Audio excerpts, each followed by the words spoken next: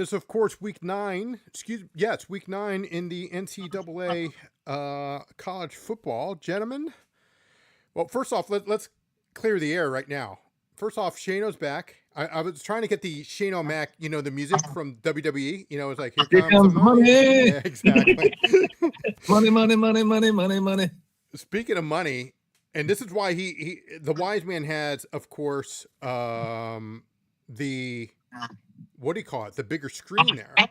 Yeah, we're coming to you from a whole new perspective. No, it's because he's 7-0. That's the reason why. He's getting more of, more. I told you 7-0 over the last 2 weeks. Yeah. We had a rough start to the season, I readily admitted, but now we're starting to hit the groove. Things are starting to come through. 7-0 the past 3 weeks. Listen, now may be the time to fade me. It could be the time to fade me. That's so watch what he out. said the last couple of weeks, though. Let's be honest. Okay. Okay. Now, the guys at the studio, we've got the name tags, but the records are wrong, so you can yell at the guys back in the studio. We're going to get that updated, but he has been 7-0. Look, check the tape. It's like Warner Wolf. All right, let's go to the videotape. So it is legit. It is legit. Not like me. I'm 0-2. So it's good to see you back, my friend, Shano. Little strep throat for Shano. Yeah. It's good. It's good to be back. Good to actually have a voice. Last week you wouldn't have been able to hear me. It would have been like a mime. I could have like typed it and like spoke like Stephen Hawking or something. Please take Auburn money line. I thought you were gonna have like signs. Shano, what's your first pick? Do you have your tonsils, Shano? Do people still get their tonsils out? I still have mine. So I think people do. Yeah. I think my wife had hers removed. But like I still have mine. I think if you get strep a lot, you got to take your tonsils out. I think the last time I had it, I was like 6. So Right. At least I don't remember the last time I had it. But having young kids, man, it does it to you sometimes. They come home with like every disease in the world. No, I used to have sinus infections like crazy, man. But not anymore. Knock on wood, not anymore. It's been almost 2 years now. I haven't had sinus infection. Feel good, look good. That's the motto. That's the new way. All right, let's get started. Of course, the wise man covers the Big Ten, and Shano Mac covers both the ACC and the SEC. And I, of course, am taking care of the Big 12. So we'll cover those for you this evening. So, Shano, let's go with you, my friend, since, we don't want to touch the wise man because he's on fire. He's got to, he's got to work his way in. Hey, I'm not as hot as the wise man, but I did pretty good last week. I did 3-1. Yeah. I did 3-1 last week. And my one loss, I had Auburn trying to upset Missouri, and then they took it to overtime, but they ended up losing in overtime. So it was a close one. Close game. I almost got that one. All right, my first bet. I'm going to the ACC first. So my ACC pick, first one of those. We have SMU at Wake Forest. SMU at Wake Forest. SMU's 5-2 on the season. Wake Forest is 4-2 on the season. If you're looking just pure against the spread, I was just curious about what that is. SMU though is 2-5 against the spread, while Wake Forest is on a 3-0 streak against the spread. And SMU is a little bit lucky to cover that, even be 2-5. They played Clemson last week without their starting quarterback, Cade Klubnik. So that was a little beneficial to them. And then Wake Forest, they've been playing some like really good football lately. They've improved a lot. They've showed a lot of steady improvement. A couple weeks ago, they almost beat Georgia Tech. They took them to overtime. Georgia Tech's still undefeated at this time. They're 7-0 right now. And they've played them the closest they have anybody that's played them. Looking at this game, SMU offensively, they love to throw the ball. And that kind of, to me, plays into the strengths of the Deacons defense, where the Wake Forest is 13th in the nation since week 3 against the pass. And since week 3, they are 12th in the nation in yards per played allowed. So their defense is cooking right now. Cooking. So long story short here, I'm taking the Deacons plus 3.5. And I'm also going to sprinkle some money on them to win straight money line. I'm going to put some pizza on them to win straight money line, but I think Deacons definitely cover the 3.5. 3.5 here at Caesars at -105. If you want to go +4, you can. They offer that at Bet Rivers -118, so a huge 13-cent difference there. But if you're looking at 3.5, and that's what Shano is taking, which is the Wake Forest Deacons, that's the way to go. Is Caesar's Palace at plus 3.5 at minus 105. Yeah, we got Halloween coming up. You have to do the Demons. Yeah, well, there you go. I like that. There you go. Now, wait a minute. Are you dressing up? I know you have a young kid, but are you dressing up? Yeah, I thought I told you guys. We're being the Incredibles. The whole family's being the Incredibles. That's right. So I'm gonna be Mr. Incredible. How about Joe DeFan? What's he? No. My kid's out. He says he doesn't want to do trick or treating anymore. He's 13. He celebrated his 13th birthday last Saturday. So, oh man. And let me tell you something. We went to this restaurant called Texas de Brazil, and it's a Brazilian. You know, they bring in like meat in the skewers, and they're like, you click the thing whether you green or red. Yes. Yeah. Nice. Oh, it was. He loves steak. He loves all that stuff. And then I got the bill.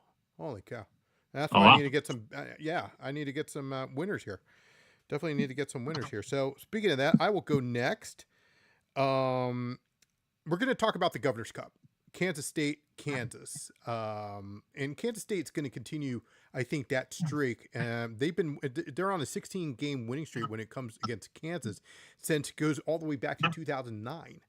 I think they continue that trend, even though Kansas State is the dog here. So bear with me on this one. You have two dual threat quarterbacks. We talked about Daniels, not Jalen Daniels before, about close to 1,700 yards, close to 1,800 yards this season, 18 touchdowns, 2 interceptions.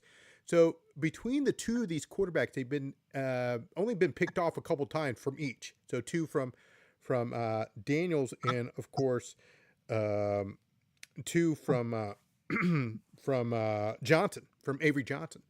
So I'm gonna go with. I think this is going to be an upset. I think this is a week. I saw a lot of the games. I know I'm stepping out of my zone in a sense of looking at other conferences, but I'm sticking in my sandbox here. So staying in the sandbox. I'm going to go with Kansas State to win. A little pizza on that. So at plus 143, if you want to take Kansas State, which is currently at plus 3.5, it's at minus 110. But I'm putting all the chips in the middle of the table, and this is probably bad timing because of Chauncey Billups and the mob boss and the crime family here. But but I'm going all in, okay, and I'm gonna say Kansas State beats Kansas at Kansas, 3:30 game, only on Fox. Take Kansas State at plus 143 money line. And that's for the Governor's Cup? That's for the Governor's Cup. Nice. What is it, a big silver bowl or something? They do some weird stuff. But I mean, look, the key strengths here for Kansas State is the turnover. So at plus 6 turnover margins. So they're 14th in the FBS, where and they won. They destroyed, they won by close to 20 points with the victory over TCU, where Kansas lost to Texas Tech. Texas Tech is a different animal. And they got destroyed 42-17. So I think if Kansas has more, they have more of a balanced offense, etc. But I don't see, based on, I think they'll both leave it out there and it's going to be a good game. I think Kansas State, even though they're both 2-2 in the conference, I think Kansas State is in desperate need of this one, and I think they pull it out. Like it. What say you, my friend? Let's go with the hot man, with the wise man. Your first pick, and I'm hoping it's not Sparty. Let's hold off on that for a little bit here. But for my first pick, I'm going back to the well of an old friend of ours, a man by the name of Philip John Fleck, and the head coach of the Golden Gophers, also known as PJ Fleck. And as you recall, we talked, no one over the age of 12 should be named PJ. He should go by Philip John. You're over 12, get with the times, Mr. Fleck. But Minnesota is going to Iowa City, where they're taking on the Hawkeyes. Hawkeyes are 9.5-point favorites here. Both teams come in 5-2, 3-1 in the Big Ten. Last week, Minnesota beat a tough Nebraska team. We've been following Nebraska a lot. They've been on fire. They've been a little bit of a Cinderella story in the Big Ten. Nebraska in that game was favored by 6.5. Minnesota beat them outright 24-6. So fantastic game by the Gophers last week. Iowa, on the other hand, they beat a terrible, floundering Penn State team by 1. So I give the nod in terms of last week's performance to the Gophers. Listen, this is a big game, a lot of implications. The winner stays alive in the Big Ten title race, also maybe an outside shot at the playoffs. And so, listen, I don't think the spread in this game matches the total. The total is 39.5 points, and the spread is 9.5. So they're thinking of a 24-14 type of game. You're telling me all Minnesota needs to do is score 2 touchdowns, and they could potentially cover. I think the total is right. This is going to be a defensive struggle here. Both of these defenses are very good. Minnesota's strength is their defense, led by linebacker Devin Williams. They allow 19 points a game, which is 27th in the country. Iowa's defense also very good, allowing 14.6 points a game, ranking them 9th. So these are both top 30 defenses. So I think it's going to be a struggle there. Let's look at the offenses now. Minnesota, led by QB Drake Lindsey. He's passed for 1,400 yards, 10 TDs, only 3 interceptions. Iowa, on the other hand, led by QB Mark Gronowski, only passed for 811 yards. He has more interceptions than TDs. He's got 4 interceptions to 3 TDs. Their passing game ranks 132nd. They're going to rely on the run to try to get their points. Minnesota's good against the run, though. Their run defense ranks 19th. So this is going to be a slug-it-out affair, low scoring. Minnesota might not win the game, but you're giving me over a touchdown in this game. I'm taking the go. It's going to come down to maybe a sack and getting behind the sticks. Minnesota ranks 9th in sacks, so I think they can get to the QB. Also, maybe a turnover flips this game somehow. Minnesota, once again, their offense is 18th in terms of turnover, so they don't turn the ball over a lot.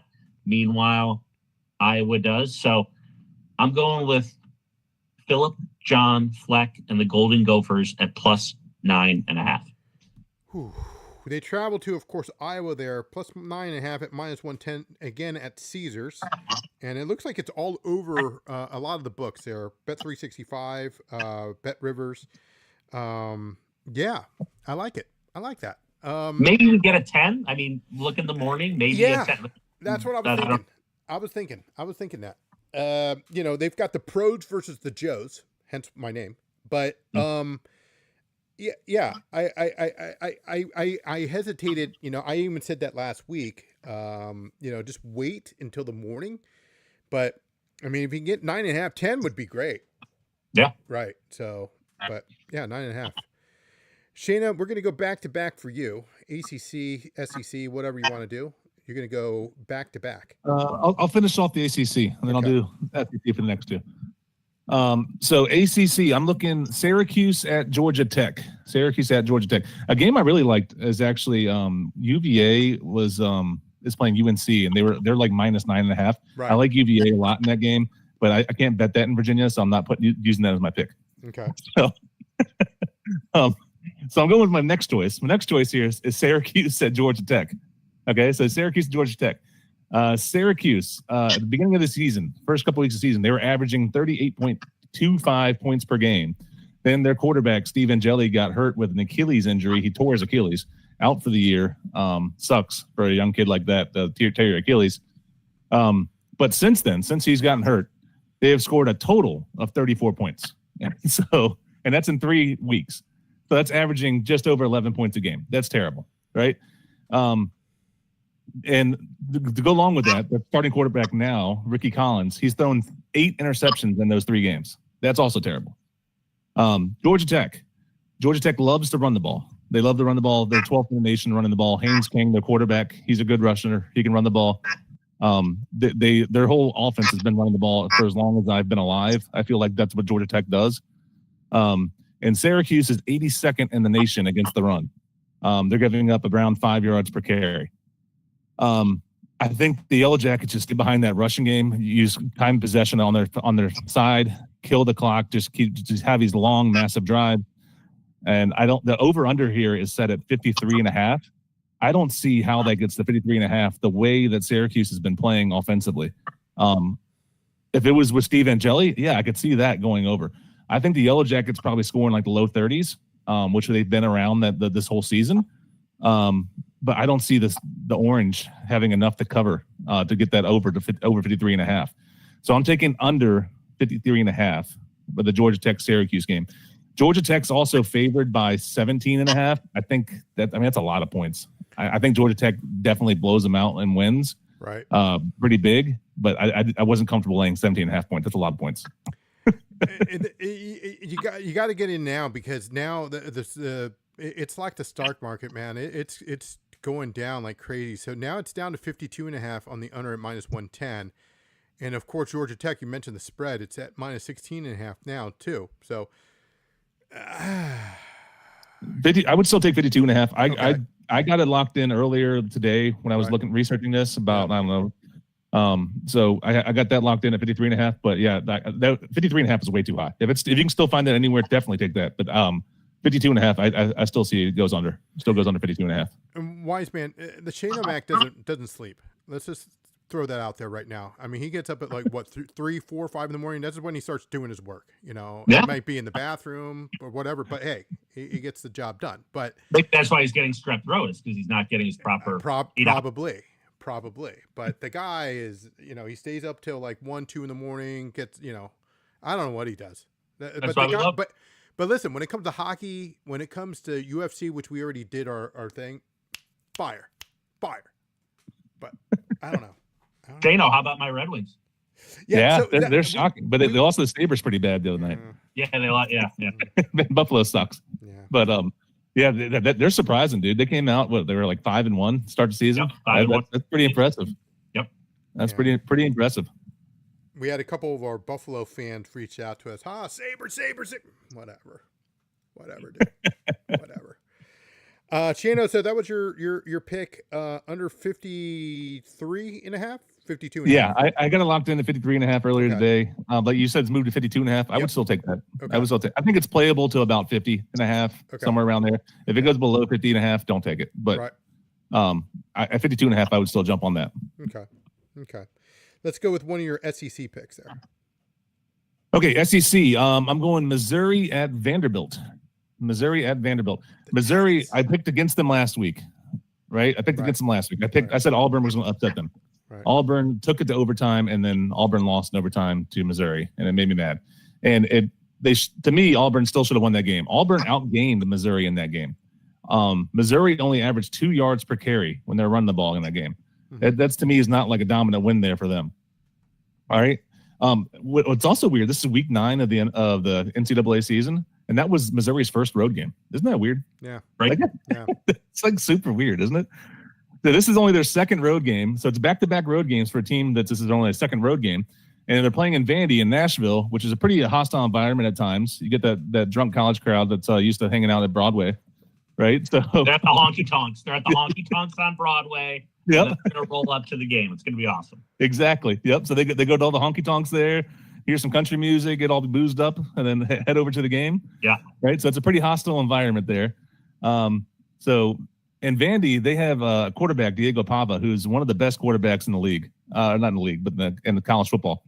Right. I mean, he's incredible. He's 6th in the nation in passer rating. He's 10th in big time throw rate. He is also 10th or top 10 for completion percentage. He's top 15 in pressure to sack ratio. He's incredible. He's a really good quarterback. Vandy beat LSU last week in a close game, but they were always in control of the game. Like, it never felt like they got out of control, but it was only a 1-score game at the end. Missouri, on the other hand, they've been struggling against SEC teams. Like I said, they struggled against Auburn. Auburn took them to overtime, and Auburn outgained them. They struggled against South Carolina. They needed a late rally to come back and beat South Carolina. South Carolina was beating them. They had to come back late in the fourth quarter to beat them. Against Alabama, they were 1 for 11 on third downs against Alabama. That's crazy too to me. Vandy's offense is elite. Vandy's offense is elite. They're top 5 in yards per play. They can score on anybody. I think Vandy's offense and the home field advantage in Nashville gives them the edge. So I'm taking, like I love to say, Lionel Richie and the Commodores, -2.5. -2.5. I like it. But you know, Give me Vandy. I was still a little shocked in regards to, what do you call it? What do you call it? Your honky tonk thing that you guys. Never been to Nashville? Yeah. You don't know what those are? I know what a honky tonk is. Yes. Okay. It's not like I live under a rock here, but I'm just saying, you guys go to all these bars and stuff. I mean, Nashville's a great time. You've been, Shano. Great. Yeah. Nashville's great. It's fun. Yeah. It's a blast. Yeah. Also a great wrestler, the honky tonk man. Oh, yeah. The greatest intercontinental champion of all time. Oh, yeah. The cool thing about Nashville is all those honky tonks, there's like no cover charge for any of them. And you can like walk in on any bar and you hear like some singer that has like the best voice you've ever heard. You're like, man, why is this guy singing at this little bar? And you go to like next door and you're like, the same thing again. It's like, man, why is this singer this? They're all incredible. Yeah. They're all trying to get found by somebody down there in the country music world. Yeah. But yeah, it's incredible. Nashville's a great time. Great time. Great. I went down there for a Skins Titans game. And the Titans stadium's really cool too, because it's like literally right down Broadway where the honky tonks are. There's like walking bridge. You go over the walking bridge, and then their stadium's literally right there. So it's really cool. Really cool city. Yeah, I was just there for a bachelor party in May. Oh, nice. Yeah, and it's the bachelorette capital of the world too. Yeah. It doesn't beat Vegas. I'm just saying. No, I mean, yeah. You and I in Vegas. Yes. We'll always have Vegas. Always have Vegas. Yeah. Producer Mark just sent me something. Gentlemen, I am going to the JMU Washington State game in a month. Nice. About time, Producer Mark. I got to be nice to him. Jeez. Now that's an alumni right there, isn't it? I'm going to be on location again. No, but you know what I get to see? Buc-ee's. Yeah. Oh, Buc-ee's. Yeah, I've never been to a Buc-ee's. This will be my first time. Buc-ee's is awesome. You have to get the brisket sandwich. Oh, don't worry. We might do a live video from that one. You have to get the brisket sandwich. The brisket sandwich is I maybe for a gas station brisket sandwich, like for like a big gas station the size of that. Very good. Very good. They don't keep it in like the warmer all day, do they? Like the hot dogs? They keep it in the warmer, but it's not there all day because that place is packed. I mean, their food's just like turning over like crazy. But yeah, very, very good brisket sandwich. I may be going to the Lehigh Fordham game tomorrow. Yeah, that could be good. Okay. Fordham. We know who played for that one. Yeah. We definitely know. Michael Niebrick. Yeah. The Bronx. Great article. Like the New York Bronx is on fire. Yeah. Kid's good. He's got a couple kids, apparently. Oh, really? Yeah. Good kid. Good kid. Actually, I went to the Lehigh Fordham game years ago when he was playing and saw him down on the sidelines. Yeah. Probably best player we ever coached.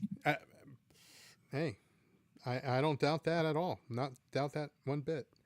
Before we get to the wise man's last pick, let me go with mine, and I'm going to go back to Old Reliable.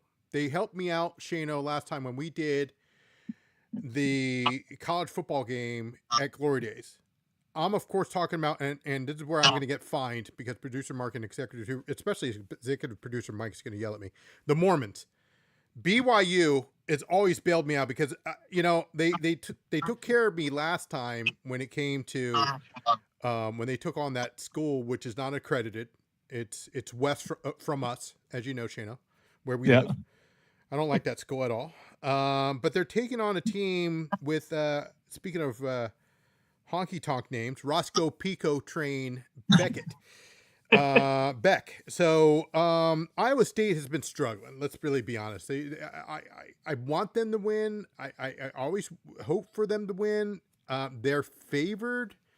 BYU, of course, is undefeated. They need to travel to Iowa State, but it has been a totally night and day when it comes to Iowa State the last couple of weeks. I didn't once that devastating loss a couple weeks ago. They just haven't been the same. But their secondary has been terrible. They look like the Skins. So that being said, I think they've had some injuries too, isn't that why? Yeah, I think they've had some injuries.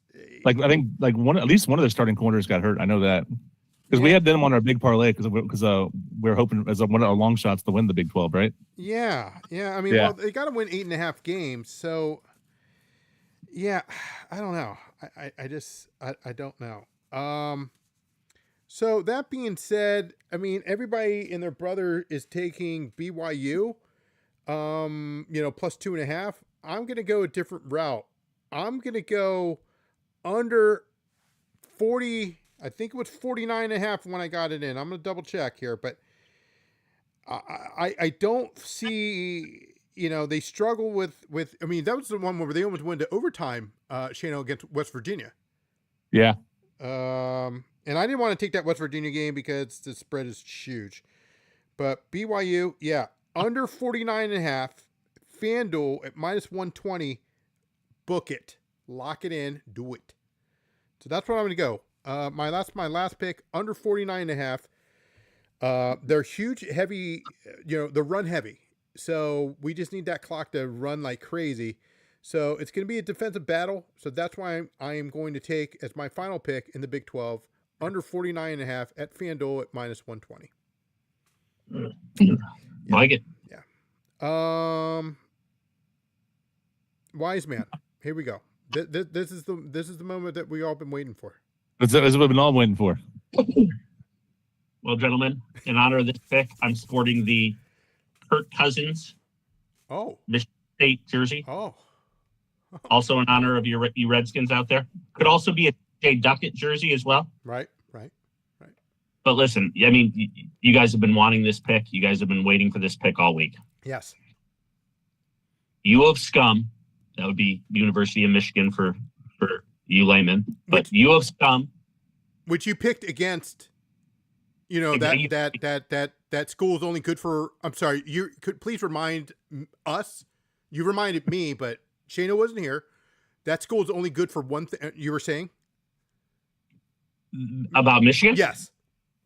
Well, they're not really good for anything. Well, I thought they said, hey, they're only good for cheating or something like that. Oh no, yeah. I mean, if you want to be a sign stealer, yes, you go to University of Michigan. If you want to get pepper sprayed on the 50-yard line against one of your rivals, you go to Michigan. That's what it is. But no, U of Scum is going to East Lansing to take on your beloved Sparties.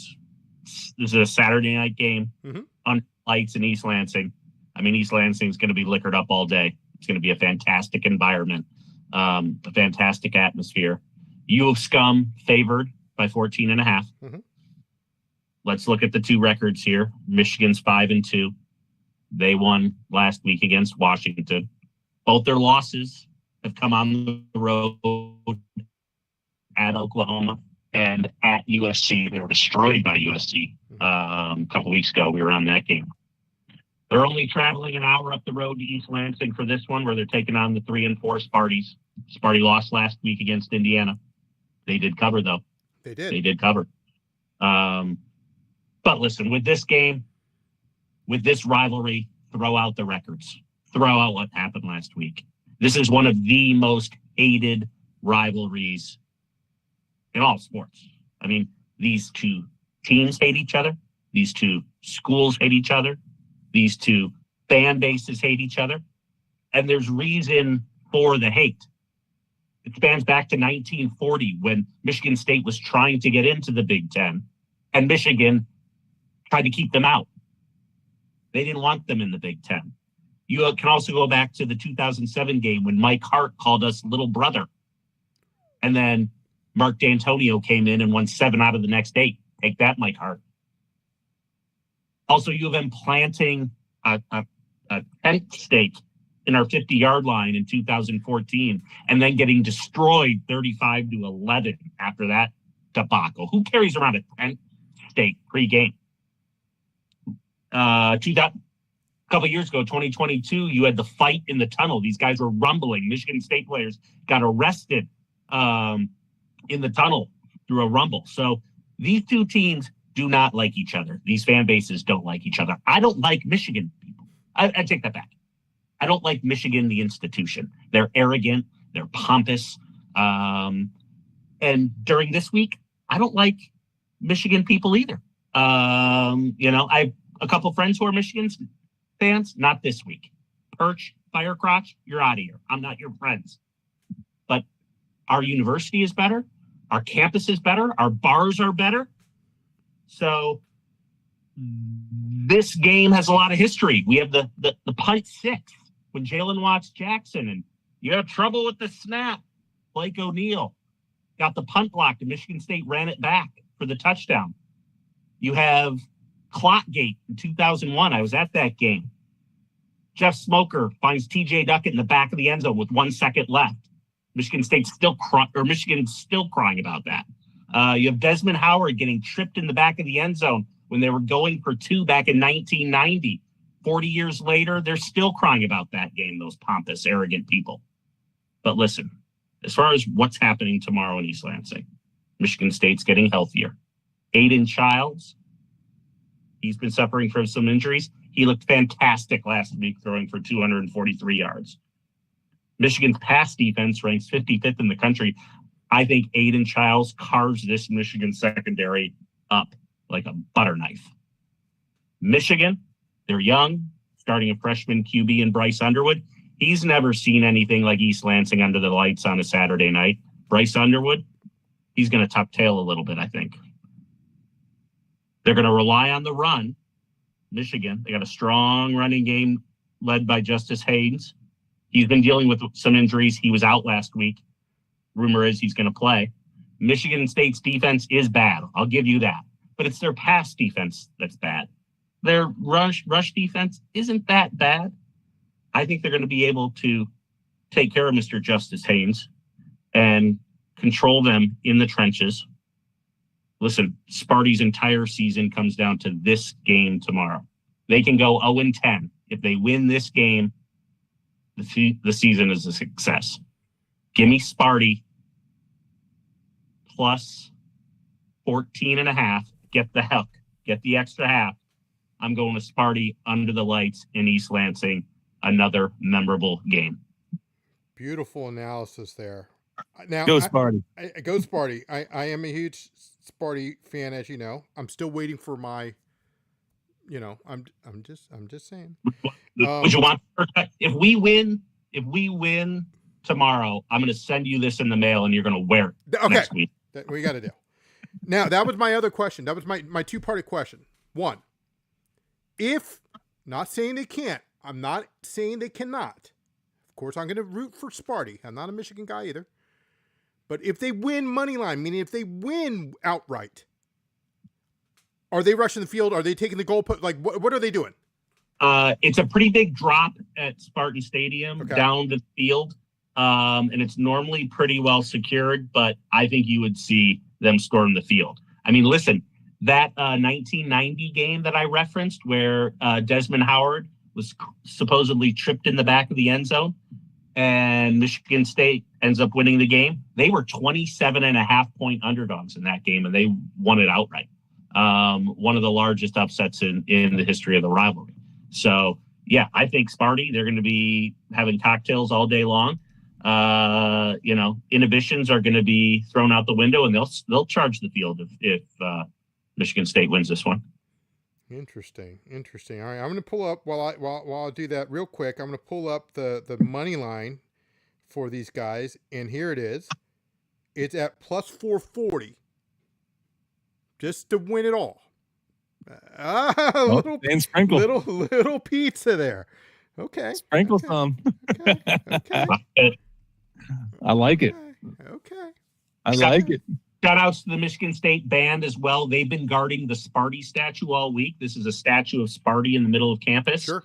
Always subject to potential vandalism by the hooligans in Ann Arbor.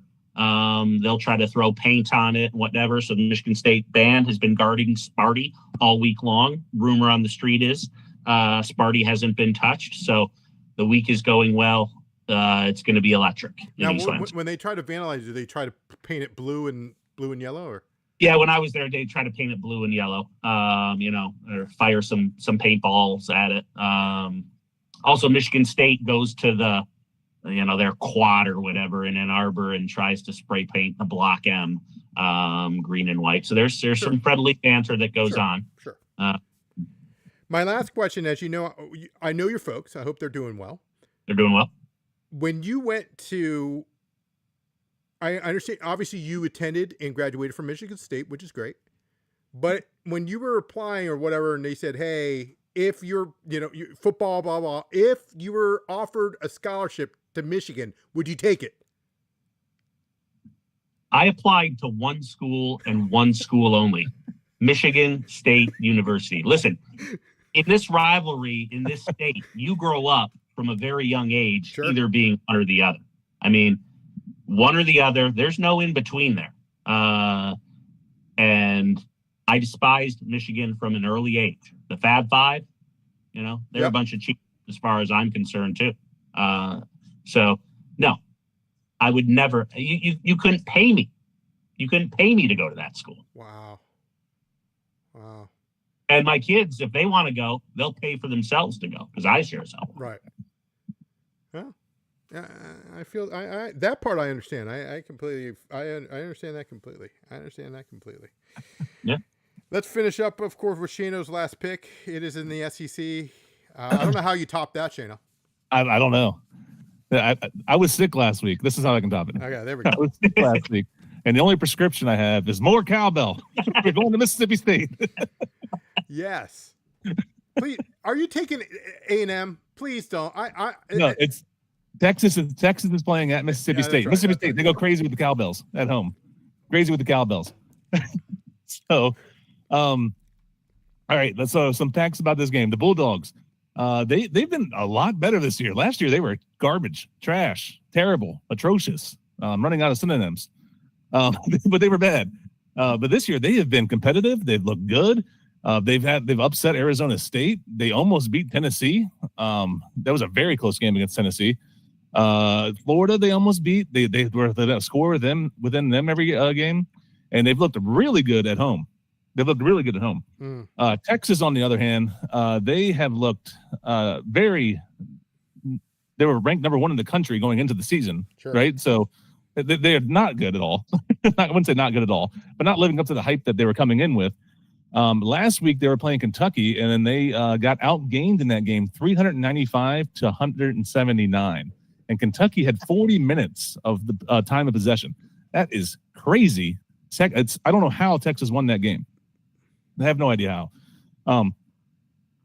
Texas on the road has not been good at all year. Arch Manning has only had 1 touchdown in the last 2 road games, and he's facing the Mississippi Bulldogs defense, which is 27th points per drive and on top 30 in the nation against the pass.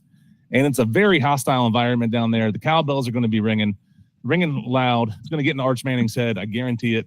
And I'm taking Mississippi State plus 7.5. Yeah. Give me the Bulldogs. Plus 7.5 minus 115 at Caesars. So yeah, I saw that game, and this is out of my out of my area here. But I'm gonna. This is not my official pick. I'm leaning this way, Shano. Ole Miss, Oklahoma. I like Ole Miss plus 5.5. Yeah, I like that too. I was leaning that too, but I think I like this game better. I like Mississippi State at home. They've been tough all year at home. I think Arch Manning is going to be in this atmosphere that he hasn't seen very often, and it's that those cowbells going to be ringing in his ear. And I think the Mississippi State fans, I mean, they're crazy. So they have no problem yelling and doing that, getting that place as loud as it can be. And I think that's going to be a huge advantage to them. Yeah, and I think they can cover the plus 7.5 easy. A month ago, we were talking about Arch as a Heisman Trophy, not only candidate but winner. I mean, how a month has changed. Yeah. I think that Heisman might even go to a defensive player. Yeah, never know. When's the last time that happened? Charles Woodson? I think so. I think so. Wasn't it Woodson? I think so. I think so. Yeah. Another terrible Wolverine. I know, right? Before we get to our recap, shout out to she attended LSU. She's great personal friend of mine. So I'm pulling for the LSU Tigers. I think their season's on the line too as they take on Texas A&M, but I'm pulling for them as well. But again, out of my area there. All right, so let's recap. I will go first.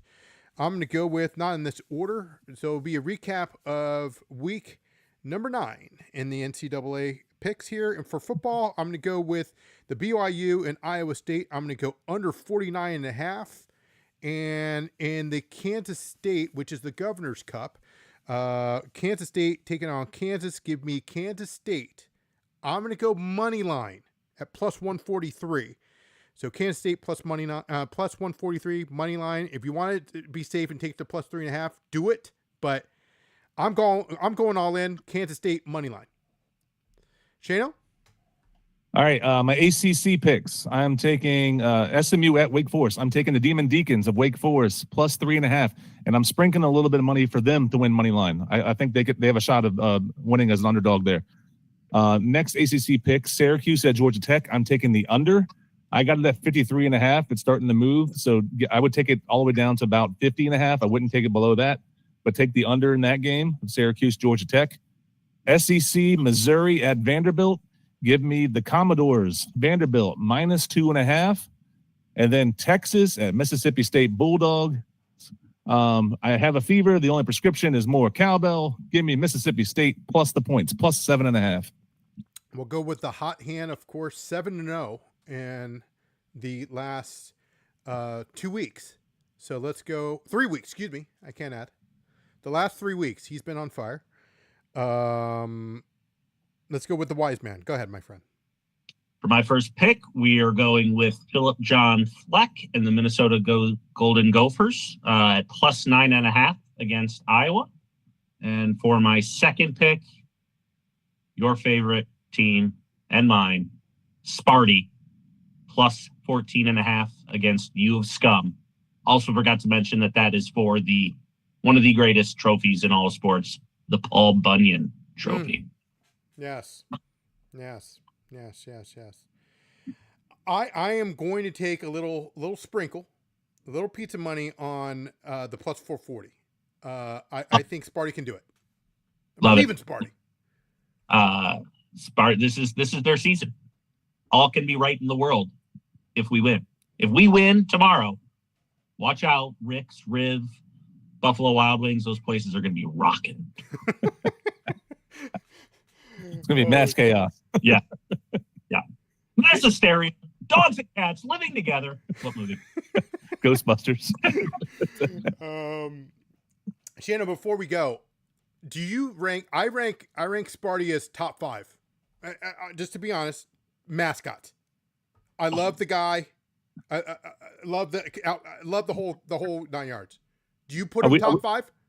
Are we talking all of sports or just college? No, sports? just college. In college. Just college. He's top 5. Yeah. All the sports, I wouldn't put him top 5 probably.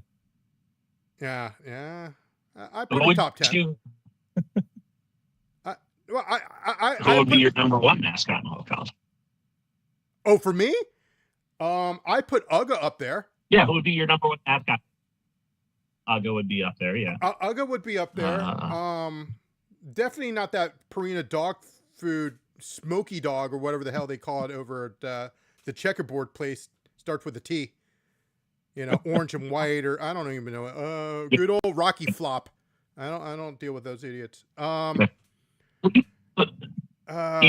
to know? You want to know how arrogant Michigan is? Got it. They don't have a mascot. They are one of the few schools that does not have a mascot on the sidelines.